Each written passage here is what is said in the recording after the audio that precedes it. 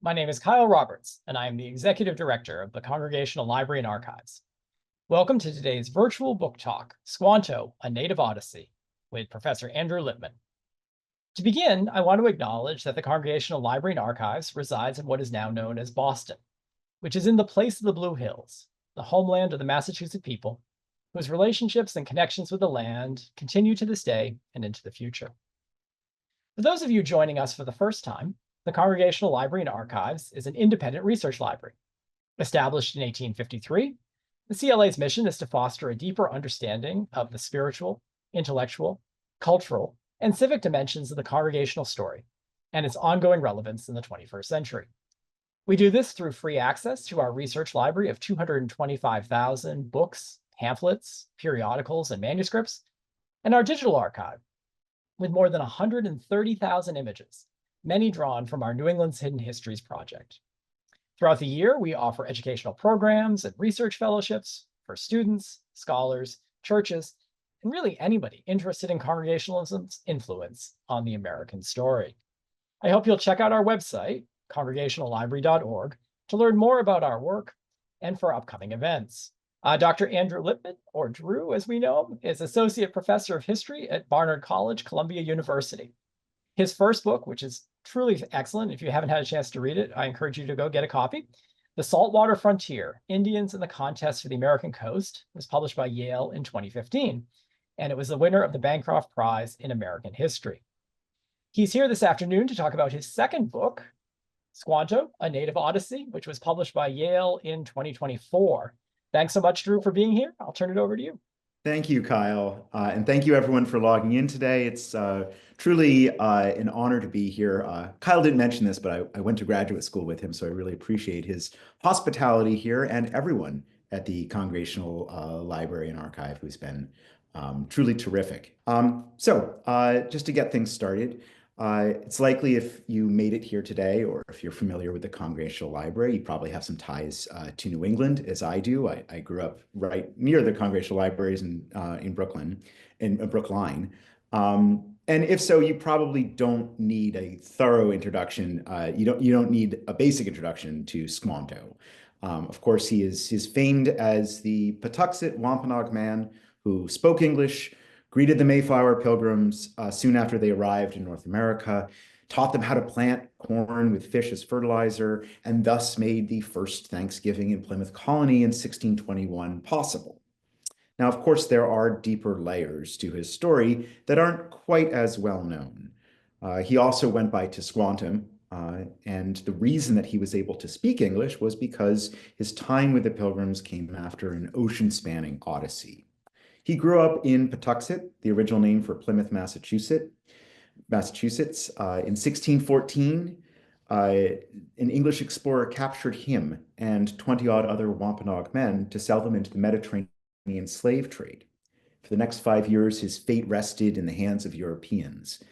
In Malaga, Spain, a Catholic priest briefly took custody of him. Then English imperialists brought him first to the busy streets of London, then to a tiny outpost on Newfoundland, with a possible stopover in Jamestown, and then to the original Plymouth in England before finally allowing him to return home in 1619.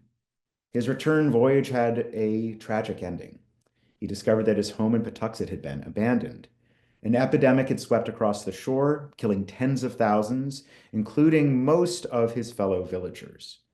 In late 1620, a year after he came back, the most famous ship in American history sailed into Patuxet's harbor. Soon thereafter, once he met upon this, he performed his fatal deeds. Now, it's worth noting this is not the first book that's ever been written about Squanto. In fact, there are close to 24 children's titles about him. There's also several cartoons, including a 1988 Peanuts special, and a live-action Hollywood film with a $20 million budget called Squanto, A Warrior's Tale, which Walt Disney Pictures released to mostly empty theaters in October of 1994. Now, some of these books, actually most of these children's books, do talk about his time overseas. Some explicitly mention that he was enslaved and that most of his family died upon his return. But these children's books all leave out what is one of the more interesting chapters in his story. What happened after that 3-day-long feast between Massasoit and the colonists in 1621? The English had only finished clearing away the deer bones and shells from the meal when some Wampanoag started complaining to the Plymouth leadership that their new native friend had ruthless ambitions.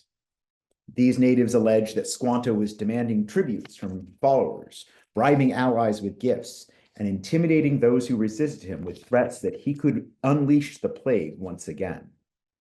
The settlers were shocked. They began to see, Governor William Bradford wrote, that Squanto sought his own ends and played his own game. Thus, by degrees, we began to discover to Squantum, wrote Edward Winslow, disappointed that his trusted guide wanted only to make himself great in the eyes of his countrymen. Upon learning of his scheming, Massasoit demanded the colonists execute Squantum. The settlers were fond of him. Despite their misgivings about his behavior, they ended up sheltering him. In November 1622, with this controversy seemingly behind him, the translator led the English on a trading mission that brought them to Monhegan, the place on Cape Cod later named Chatham, Massachusetts. And it was there that he came down with an ominous fever.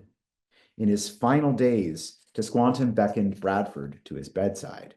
The dying man asked the governor to pray for him, that he might go to the Englishman's God in heaven. This confession of faith likely came as a surprise to the colonists. In their writings, none mentioned him having any particular interest in Christianity before his death. Squanto took so many mysteries with him to his grave. What happened to him during those years of captivity overseas? How did he manage to return home when the other men taken with him had not? Why was he so willing to help the English after being captured by an Englishman? Clearly, he sought his own ends, but what exactly were those ends? What compelled him to make a deathbed conversion? Is it even possible to collect all the scraps of evidence now, 400 years later, and come up with plausible answers? Well, that's what my book is. I try to reconstruct this extraordinary life that ended when most Americans think their story begins. Now, despite all these books on Plymouth, when I began this on Squanto, when I began this project, it was obvious to me from the start why no one had written a serious full-length book for adults. And the problem really lies in the sources. So many chapters of his life have thin documentation. We don't know much about him before he was taken, and there are many gaps in his story. So I had to adapt a kind of combination of approaches. And in some ways, I have a little bit of a metaphor here on this slide, which I also have in the book, is that I think the combination of approaches can be a little bit like the work of paleontologists. For many species, they have never found a complete skeleton in the fossil record, just fragments. Nonetheless, they are able to, with some confidence, construct the frame, organs, flesh, diet, and behavior of a creature from the past. And they do this by drawing on the insights of multiple disciplines, from comparative anatomy, from related creatures and living ones, from surrounding plant and animal fossils, from climatological data, and so on. And that's what I've tried to do to recreate Squantum's story.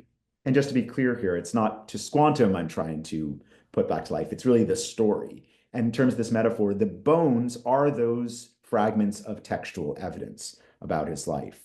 Much of which was written by the colonists themselves, especially accounts by Edward Winslow and William Bradford.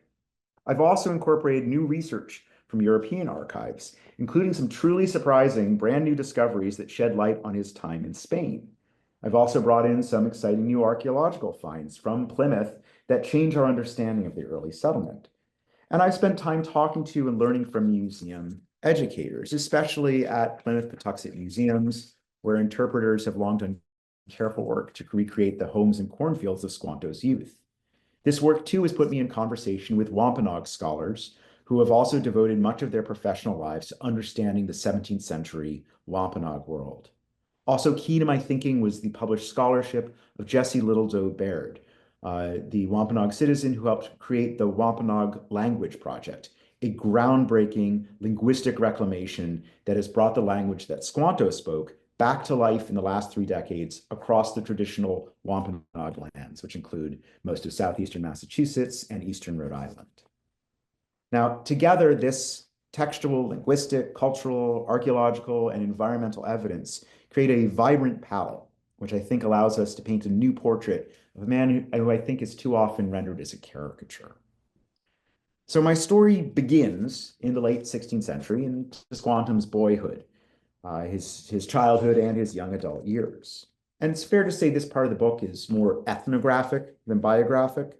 It's grounded in what we know about the daily life, material culture, language, religion, social structure, and government of the society that raised him.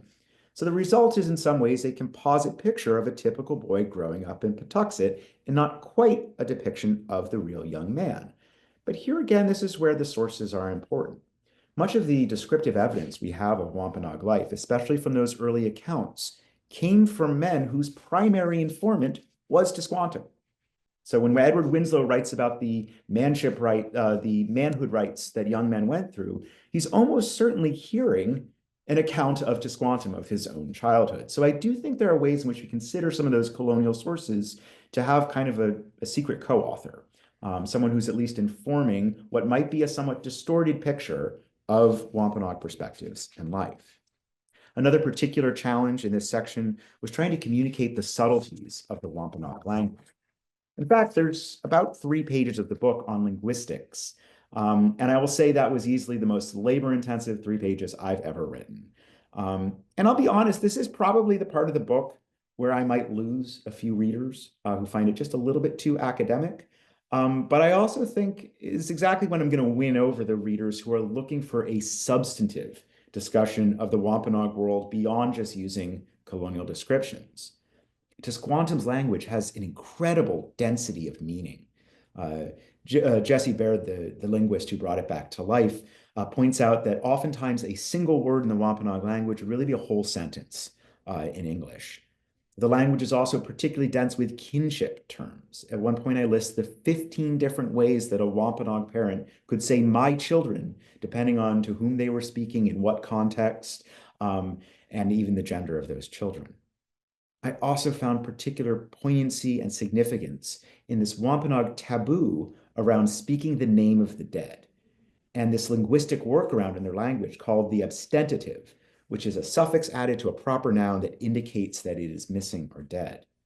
And so much of Squantum's life, he really existed in this abstentative state when he was missing or dead to his family when he was overseas, and then he returned to find that most of his own community had forever slipped into the abstentative. And this section is also a place where I get to introduce the dynamic and sometimes dangerous political world that Squanto navigated, both as a politician in his own right and as the colonist translator and interpreter. And again, language is key to understanding this realm, as native politicians spoke in poetry and metaphor. And leaders placed so much emphasis on mourning and condolence as a way of settling disputes and avoiding war. Later in the book, we can see how the man known as Massasoit, also known as Usamiquin, was a master of this kind of rhetoric, and how it allowed him to rather thoughtfully wield power, as opposed to Squantum, who could be rather reckless when he tried to pose as a native leader himself. Now, the Wampanoag political world was entering an increasingly turbulent period just as the young Squanto came of age. It all began when a parade of mysterious vessels started making landfall near Patuxet in the decade before his captivity. Now, these encounters were not first contacts. The peoples of the shores had known about European for generations. And not all the unfamiliar sailors were actually European. Some were Mi'kmaq, an indigenous maritime power that was expanding its range with European-made craft at the same time that the French and English started poking around these shores. By the year 1611, when the English returned to this part of the Dawnlands, Squantum and the rest of Patuxet would start to see these sailors for what they truly were, scouts for a future invasion. The nearest neighbors of the Patuxet started confirming that the passing strangers were not just interested in swapping goods for furs, they were stealing men away. And that begins the second section of my book, Away, where I look at his captivity from several angles. One sort of small goal I try to accomplish in this book is clearing up some pretty common confusion about when and where Squantum was taken by the English. For those of you, and I imagine there are a few in the audience, who are particularly well read on early Plymouth and Squantum's life, you may know that some scholars have theorized that he was taken more than once. And I sort of joke in the book, this is almost as though he was like the star of a Hollywood action franchise who kept stumbling into the same situation in each sequel.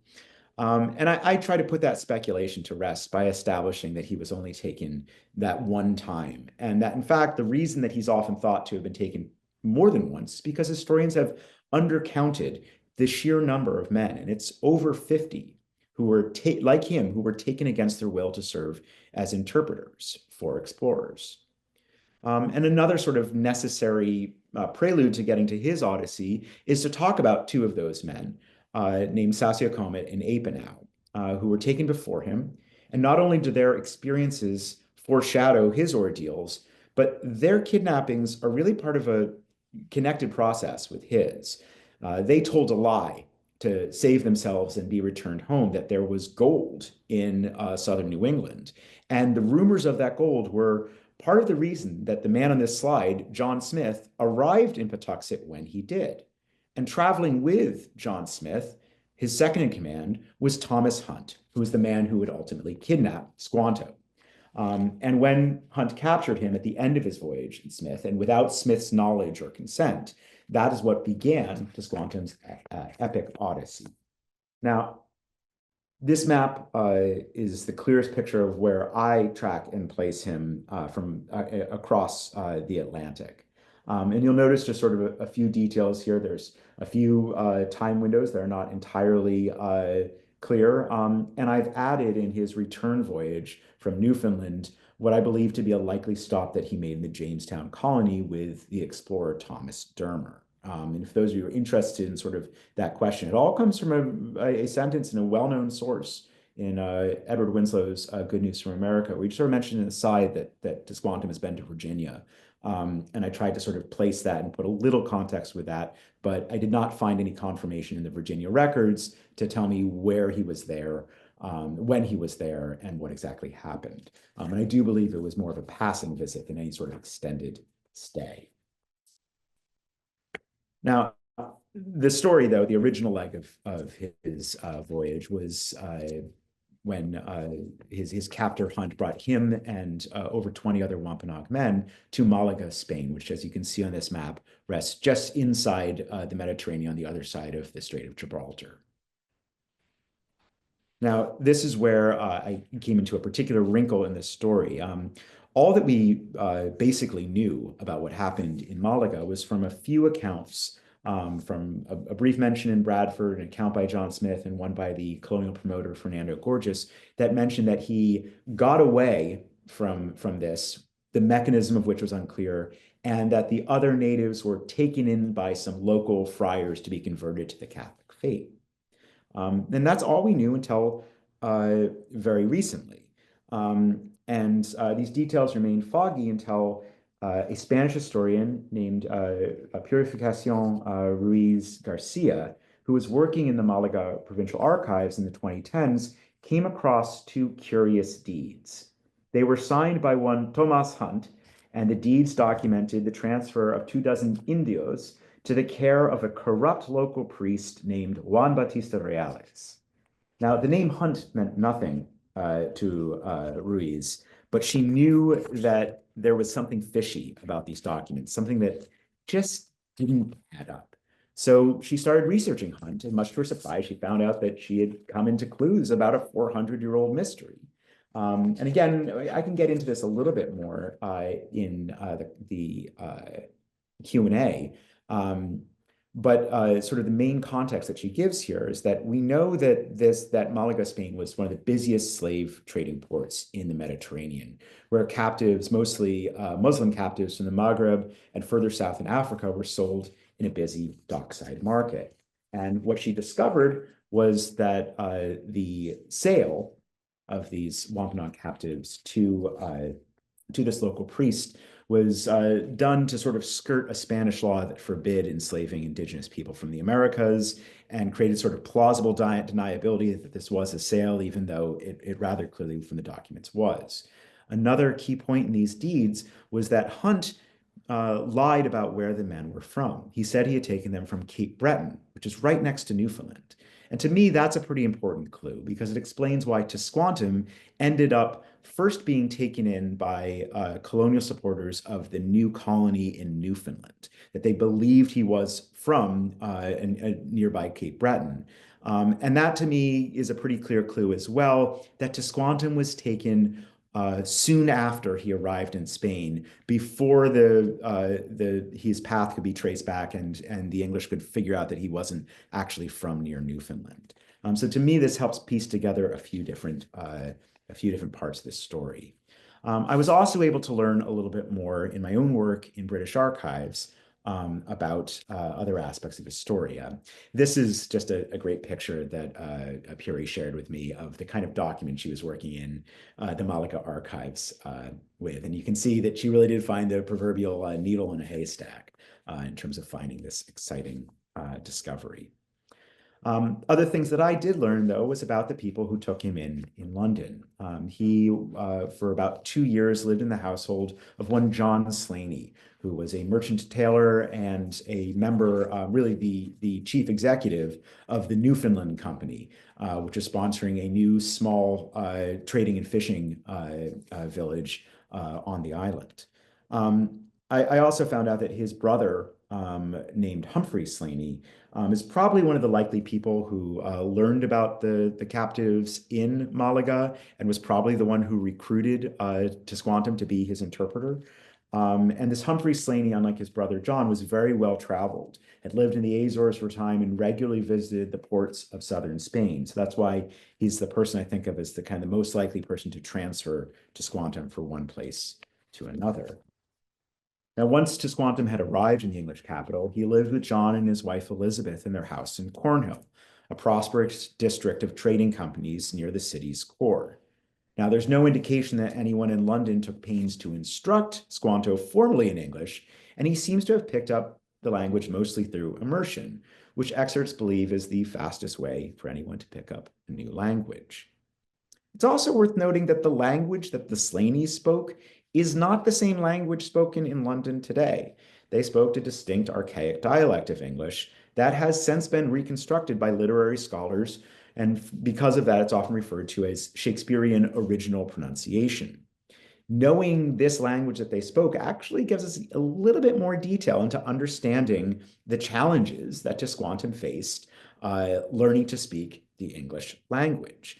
For example, unlike a modern English dialect, which the R is often dropped, like think father or rather, English people in the 17th century emphasized the R, and they had a kind of a hard, almost growling, doggish sound to their R, which was particularly difficult for someone like Squanto because the Wampanoag language has no R sound. And in fact, it adds a little bit of context to the colonial descriptions saying that their native neighbors used an N sound for L, which they also didn't have, and N for R. In one example, calling a lobster a knobston.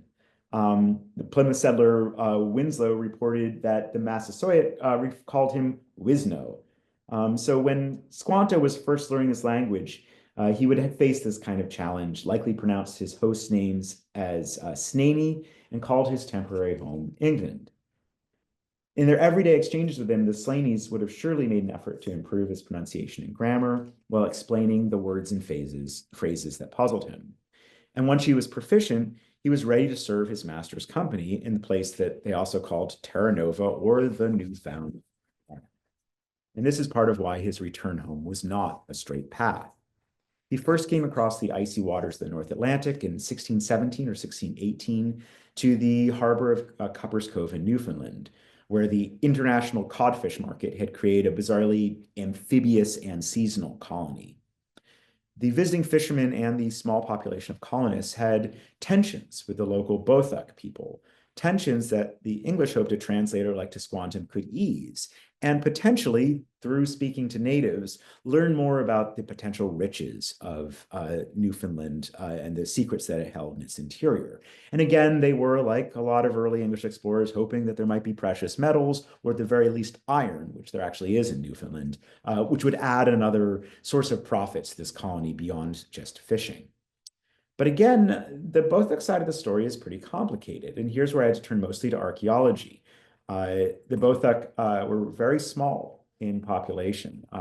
The estimates of their pre-contact history has their population at roughly 1,000 people, which is an interesting number because the estimate of the pre-colonial population of Patuxet that Tisquantum gave was 2,000 people, which meant that he had gone from his village to an island where the indigenous population was half of his entire village. And Newfoundland is not a small place. It's actually bigger than Ireland. Um, Moreover, these islanders had only rare contact with other native people on the mainland, so they lacked the robust traditions of diplomacy and alliance making that was so important in Tisquantum's much more crowded indigenous world.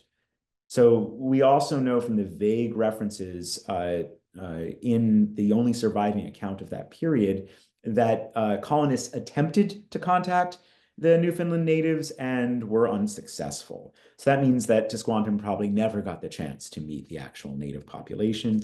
And even if he had, the differences in between their language and the Wampanoag language were too great for him to be much use as an interpreter. But it was in Terra Nova where he made a pretty faithful new friend, the trader and explorer Thomas Dermer, who later was referred to as his honored friend, who realized that because he was not from nearby Cape Breton, that he could potentially be a guide in his actual homelands, and that would be southern New England. So Dermer decided to convince the backers of Newfoundland colonization to hire him and Tisquantum to go on another reconnaissance mission, which is what brought Tisquantum home in 1619. Before that, he had confirmed last winter in the original Plymouth in Devon, and then he arrived home to encounter the shocking aftermath of recent epidemics. An unknown pathogen, probably transmitted by French sailors, had killed as many as 90% of the local Wampanoag and Massachusetts people, hitting heaviest throughout the shore of eastern Massachusetts and what is now coastal New Hampshire and Maine. Tisquantum, upon returning, would have to grapple with a world that must have seemed post-apocalyptic. Now, contrary to previous scholarship, I argue that he was not the sole survivor of Patuxet, which is a common thing that many previous writers have said about him. Though the town itself was abandoned when he arrived, the sources are clear that he did have extended family among surviving Wampanoags. In fact, there's even some contextual evidence to support the theory that he might have remarried and that his new wife lived in Nemasket, now Middleborough, Massachusetts, where the colonists later mentioned having breakfast at, quote, the house of Squanto. Now, we know that Wampanoag people lived in a matrilocal culture in which women sort of stayed put and men moved into their households. If Tisquantum had a wife in Nemasket, it's likely that's where she would make her home. And they were not, in fact, at the house of Squanto. They were at the house of his female kin. Whether he was married to them or they were through previous blood relation is unclear. Now, upon reestablishing himself among the Wampanoag people, he was a faithful interpreter soon after the Mayflower made landfall in December of 1620. Now, this is, of course, the best known part of the story, and I kind of doubt this audience needs a total rehashing, but the main point was that within a few months of its founding, Plymouth looked more like a graveyard than a colony, since half of the original colonists died from exposure and malnutrition over that first winter. And the nearby Wampanoags at Pokanoket, who had met Dermer and Tisquantum, were also still reeling from their own losses in the epidemics. And it was their leader, Usamiquin or Massasoit, who had the foresight to attempt to form an alliance, using Tisquantum and a Wabanaki man named Samoset as his initial translators. Together, translating between Usamiquin, his brother, and the governor John Carver, the two translators helped broker an initial pact of mutual defense between the newcomers and the Wampanoags. Now, Massasoit left the village once the pact was made, but Tisquantum stayed on. For the first time since Hunt's crew shoved him below decks almost 7 years earlier, he made Patuxet his home again. And it was then that he performed the kind of bread and loaves fabled deed of teaching the settlers how to raise corn using fish as fertilizer. And one sort of small point I do make here, there's there's an old sort of scholarly dispute about whether he learned that practice in Europe or not.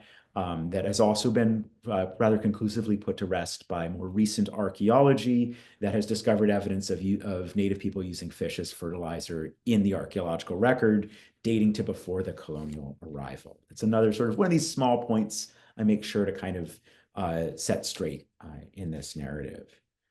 Now, this is also the point of the book where I think I make the biggest single revision to the scholarship onto Squantum in early Plymouth. And I contend, and here I have, I think, documentary and archaeological evidence that that first summer when he was helping out the Mayflower colonists, he was not alone. In fact, I think we should think of him and his surviving kin and friends as kind of establishing a seasonal village across the narrow town brook in Plymouth, crossing the English settlement in that same summer, just as Squanto was performing his famed acts of generosity towards the settlers. And I think it was this small, mobile indigenous community that was somewhat attached to the town of Newmasket that was his supporting constituency when he began his ill-fated political machinations. Now, this theory that Patuxet was reborn alongside Plymouth changes the standard picture of the settlement's first year, where the village is typically imagined as kind of an isolated, lonely group of colonists aided by a single native consultant. But instead, and this is right in some of those original sources, you talk about visiting parties of natives. If we understand that native people in the summer months often went and broke into bands to do hunting and fishing and shell fishing, as they were described doing here, they were in many ways making kind of a seasonal visit to Patuxet, a place that many of those visitors probably were originally from. And that put the English in constant contact with this mirroring Wampanoag community. And this is not supposed to be exactly sort of what the village itself would have looked like, the way-tos across the brook. But we do know that the English are constant, that there were very many native people visiting over the entire summer. And my hope is to kind of correct a common misconception that the returning captive was the sole survivor, and thus was, and this is in the words of a recent source, a recent pop history, an outsider, an alien, one without a people. And in framing him as a lonely actor who single-handedly assists the colonists, many previous writers have argued he did so really out of his own self-interest. And I think in my rereading, his actions appear in a different light.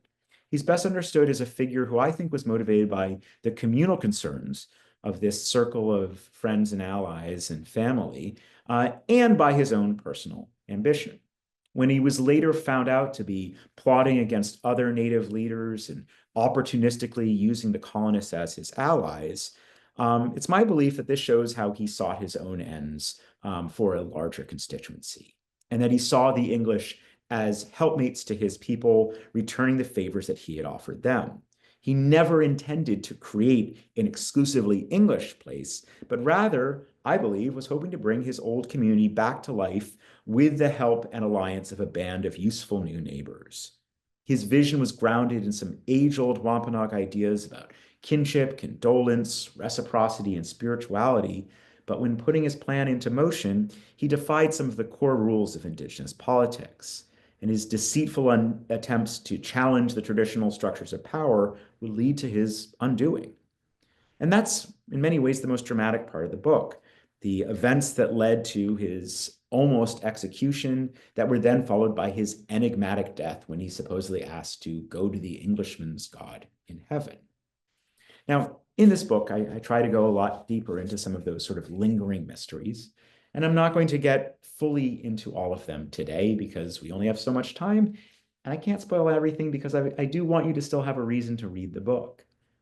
Now, while I don't settle all the outstanding questions conclusively, and indeed probably never could, I think I came closest to understanding to Squantum when I came to see him as a teller of tales, which is, not coincidentally, a common epithet attached to the figure of Odysseus. The man from Patuxet, like the man from Ithaca, was also famously wily, a man of twists and turns, and a man of many sorrows. Ultimately, it was the Patuxet man's way with words, both in Wampanoag and English, that defined his character. He possessed a true gift for talking people into things and talking his way out of things. When tested again and again overseas, he proved to be a quick study, picking up a new language and convincing his captors of his usefulness to secure his way home. Once returned, he brazenly brought a hated Englishman with him and vouched for this foreigner. That was Dermer. Months later, he leveraged his linguistic abilities to become an indispensable envoy to that small village of English, while at the same time, he used his facilities with fiction to amass a following of old and new native allies.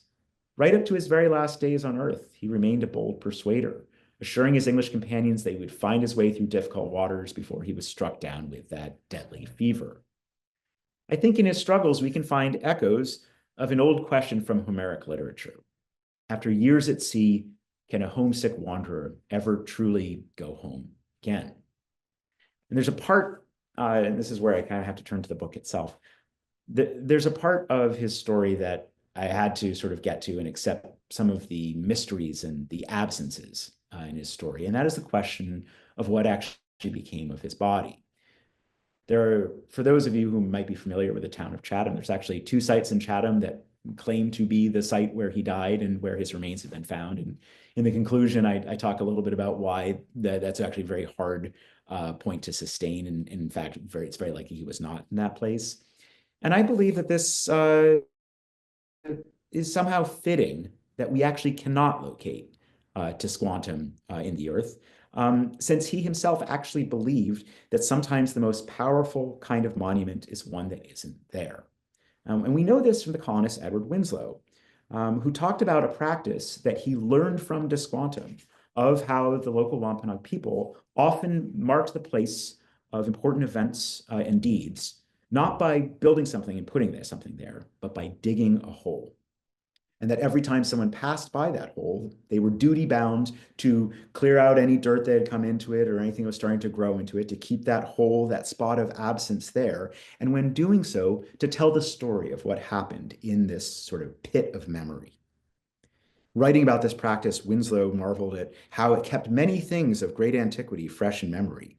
And he wrote, if one can understand his guide, in this case, he's definitely talking about de Squantum, his journey will be the less tedious by reason of the many historical discourses which will be related to him. Now, it's tempting to lament that Winslow never transcribed any of the Patuxet man's histories, but that would be missing the point. These narratives were meant to be given a voice again and again, kept alive over the generations by speakers, not writers. Squantum, that teller of tales, avoided the false certainty of a marker like Plymouth Rock. He preferred a verbally preserved poetic nothingness over a heavy-handed granite somethingness. He knew that in time, a forgotten hole would fill in on its own, so the absence of dirt reflected the presence of historians. It was reminiscent of that ostentative suffix in his own language, the grammatical convention that let speakers recall a lost person without ever speaking their name. The missing name in a Wampanoag sentence, like the missing piece of earth alongside a Wampanoag path, demonstrated reverence for those who came before. Now, I think the point of this book is to do justice to the real person, but it's not just myth busting. There are better reasons to learn about this past than seeking a cheap feeling of superiority over your grade school teachers. And debunking the narrative that he was a happily welcoming indigene is about as easy as tipping over a cardboard cutout. I think it takes a little more work to explore his culture, to retrace his travels, and then use this information to reconsider a misunderstood man. Thank you. So that's my talk, and I'd be delighted to take questions from the audience. Thanks so much, Drew. That was fantastic. And I'm going to jump in. I've got 1,000 questions. I'm not going to ask them all, but so I think one of the things that you touch on in the introduction that I want to probe a little, which I think is potentially of interest to congregational audiences, is that kind of deathbed moment, and I mean, the source that we have for that, right, is, the English recipient of that request. What do you do with Squanto's relationship to Christianity? Did you find anything that led you to kind of formulate a theory of where he fell? Yeah, so it is, it's this fantastic mystery, and it's something that a number of previous writers have connected that somewhat mistaken information in Spain too, and thought, well, he was introduced believing that maybe he had been because the sources were unclear, many people had sort of assumed that he stayed in Spain for a while, that he might have been there for years under the care of friars. There's a literary scholar who just asserts with confidence that he spoke Spanish. And some have claimed that he was Catholic as well. That's also something. Again, these are based on a few sentences. I think the new deeds really make that unlikely, that he even spent much time at all, and probably was not converted. So that somewhat falls away as being a likely source of any exposure he had to Christianity. However, we do know that the Slaneys were, devout Anglicans, that they gave a lot and were involved in their local parish. So he was likely brought to that to local services there, and also to services at the old St. Paul's Cathedral in London. That seems almost certain, since he was with them for a while. And of course, he also would have observed, regular prayers and heard psalms in every shipboard passage that he made, and also in Newfoundland as well. So he certainly had exposure to Christianity. And again, we know a bit about other native converts and some of the things that they would respond to, the iconography of Christ on the cross, the Virgin Mary, that we have some sort of contextual evidence from other converts. So, there's a story there, something that could have interested him. But in terms of thinking about, his conversion, I think it is telling that it's only sort of mentioned as an end of his life moment. And I think this is where my sort of theory and read on this was from pulling on a lot of the excellent work done by scholars, including Jean O'Brien, Linford Fisher, and David Silverman, and Neil Salisbury on native converts, in which they noticed there's a few distinct factors that made some native people more likely to convert, and in fact are the reasons that native people gave when they gave their own spiritual narratives of conversion. A common theme was losing a number of your own family and community to epidemics. And that, in fact, the early native people to come to the praying towns, led by John Eliot and Thomas Mayhew, were the survivors of areas that had been hit hard by those epidemics. So that's certainly a factor that was into Squantum's life. Another point mentioned in conversion narratives was the idea of a transgression against community, of some sort of point of ostracizing or shame, or putting one's own will above God's. That would certainly be part of Squantum's story as well, if he was familiar with the beliefs of his Puritan neighbors. One more factor that also influenced people's conversion was an encounter with death, of which we know Squantum had several. So the three main factors given for why people converted were all things that Squantum went through. So in many ways, I think if we think of him as someone who was at least curious about Christianity, he definitely fits the profile. His path is actually a very common one.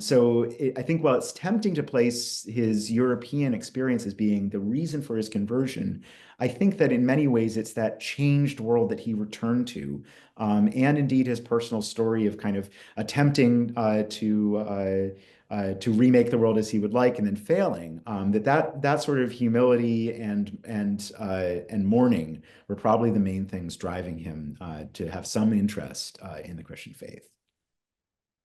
Great. And I love in your answer, you're really showing us the methodology that undergirds how you've done this entire book, right? That you have a lovely line in your intro where you say that if we were to stick only to a dreary list of the uncontested things we know, we wouldn't have much of a history to read. But that thinking about other examples and thinking about those contexts really help us kind of understand the potential of what we wouldn't be able to know otherwise. Yeah.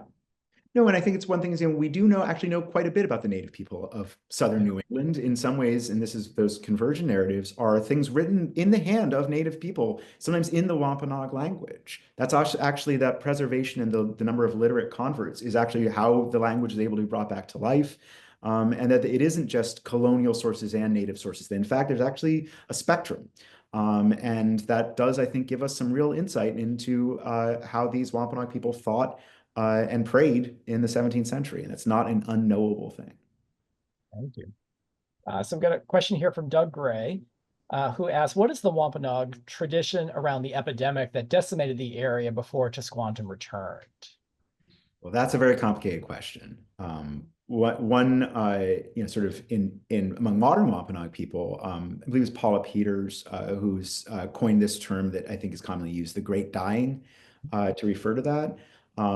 In terms of how it was understood at the time, I talked a bit about some of the sources often taken from later, from the 1630s and 1640s of colonists talking to Native people about that, that they had an understanding, at least in the sources, that this might have been the action of a vengeful European god. Of course, they had a polytheistic religion. The idea that Europeans had a spirit acting on their behalf was consistent with polytheism.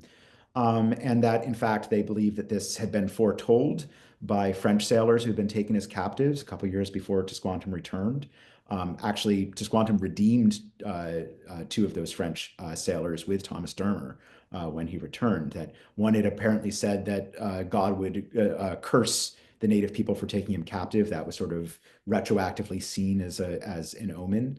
They also saw the Great Comet of 1618 as an omen, which is a pretty important event that was remarked upon by James I, wrote a poem about it.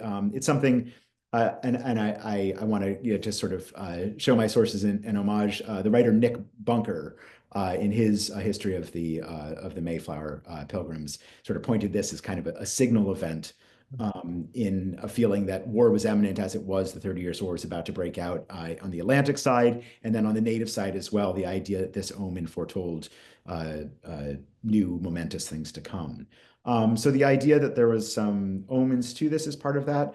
And then there are quotations from colonists saying as well that Native people saw this as was part of their fear of the English people, not just being with the material things that the English had, like firearms, but that this was something that they themselves had control of, which Squantum would claim that he actually could unleash this epidemic again. And that he actually somewhat claimed that the epidemic itself was contained in the gunpowder that the colonists had buried in their blockhouse. And that in itself, I spent a little time thinking through that. I don't think necessarily that we should say that Squantum was lying when he said that. The idea that a potent substance could, something that could make, thunder come out of a gun, also to be able to strike people down. I don't think that's necessarily, from his worldview, a leap that we could that's something that I think is an interesting connection. So there's a lot to it. There's many layers here. This was an absolutely transformative event. And again, there's even more sort of work on Native people and epidemics throughout the American story that is fascinating. And again, some of these things are rabbit holes where you can kind of keep going. I sort of give a summation in the book and then kind of have to keep moving on because while I love doing this delving, I also want to have a story to tell with a little bit of momentum to it. So Catherine Rhoda asked, did Squantum spend any time on Monhegan Island, Maine? Yes. So when he returns to North America with Dermer in 1619, that is their first stop because Dermer has this voyage funded, but he has to have returns. So he's there with trade goods. He trades with the local Abenaki peoples. Almost certainly, this is where Squantum met Samoset, the other interpreter of that first treaty, who was there at Monhegan Island and making contact with the visiting English and French traders there. That's how he was able to speak English. And they were there for several weeks before they then ended up sailing further south down the coast. So he was definitely there and definitely been there.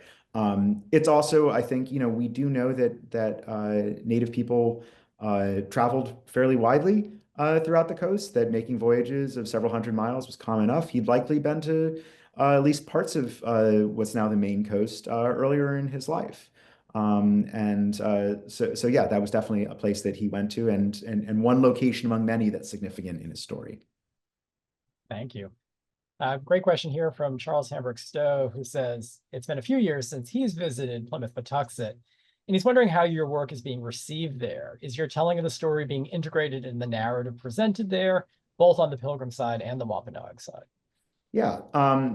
The answer is yes. I've had a particularly good relationship with the deputy director there, Richard Pickering, and several past and current members of the Indigenous staff.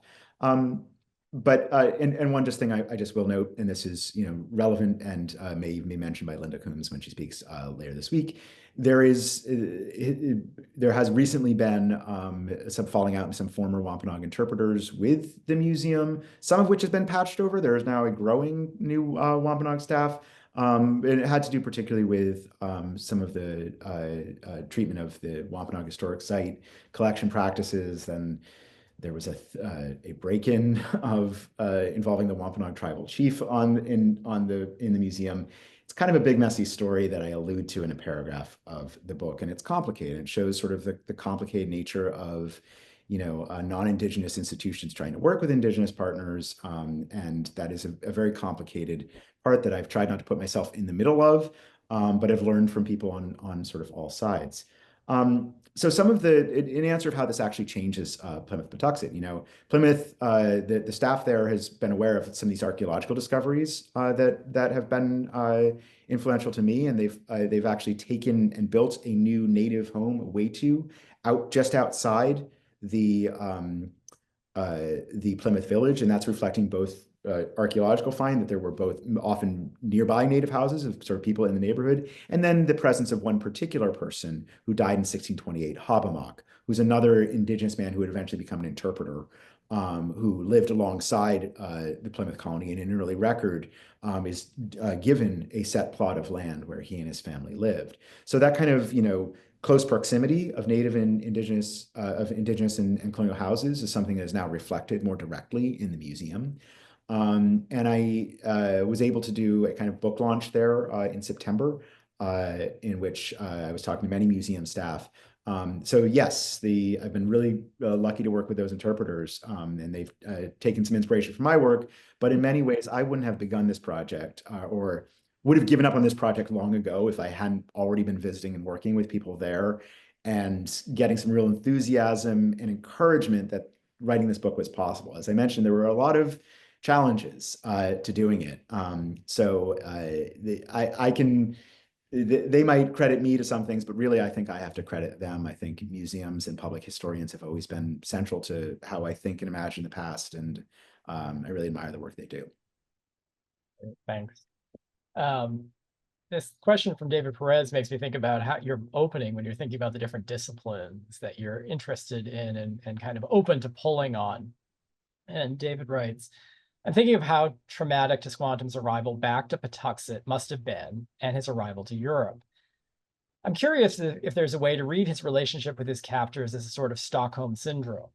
His travels, if we call them that, were not by his choice. It's something we know a lot more about being captive now than back in the 1600s, thinking here, PTSD. Is there room for this take in writing a history of him?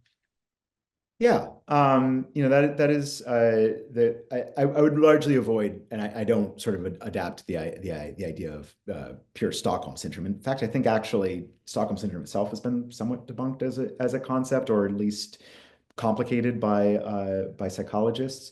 I don't think that quite fits his story, but certainly I think trauma, dislocation, a term that scholars of slavery will call natal alienation or social death, is part of his story.